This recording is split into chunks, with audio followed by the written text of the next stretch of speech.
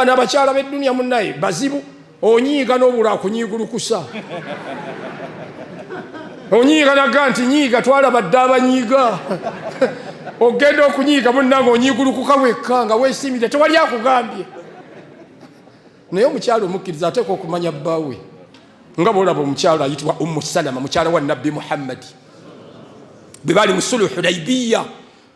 Nabbi Muhammad n'agamba baswaba basaleko enviiri baswaba ne bagaana n'ayingira mu weema ng'anyiize Ummu Salama n'amulaba n'amugamba ya Rasulallah ng'onyiize bali mbagambye okusalako enviiri bagaanye n'amugamba ya Rasulallah tebannagaana genda otuule bakusale Nabbi n'agenda n'atuula ne bamusala baswaba balaba Nabbi ng'asazeeko enviiri badduka misinde okusalako ezaabwe idea yagimuwa yali muki abakyala abo balina idea lutabeera na sente n'ozikweka kuba abasajja baleero sheekhe bakweka sente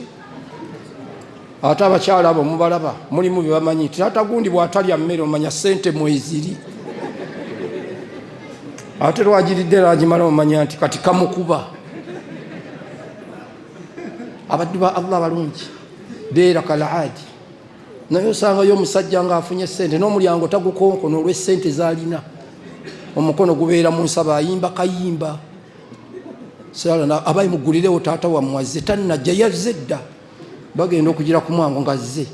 ayitawo buyisi wali watula tatula nawe kuwe sente ze ziva ku kigambo sente gwe nga yeebaka mukazi wattu ng'ateekateeka mmere ku dining taata gundi emmere toolye sigenda kulya nnina ebizibu byayina bya sente munnaffe oba toolye n'okunaaba taanaaba ajja muyamba ayimuka agenda anaabe agenda n'empale ye mu kiyigo okuteeka sabbuuni amujja mangu alabe watadde empale ye kale ya rabbi ne bwozikwata n'omukwata abaliko abaddu ba Allah balungi abo tuwa bawe era nagamba abasiraamu mbagamba nti awo be tuba makubonaabona kw'amaka kasita tuba mu masente okuba wakusanyuka era bw'oba bagabira ekojja kuddayo nga weeyagala tojja kubeera nga bano gw'okimanyi ndi muli waddeeka nga tayagala kuddayo gw'olowooza atula akola ibada muziki olowooza akola ibada naye nga wa baagala kuggala muzikiti kamalirize sunna eno asala ne sunna ezitaliiyo ayagala asange nga yeebase naye amusanga akyatunula n'amugamba okomyewo tutandikire we twakomye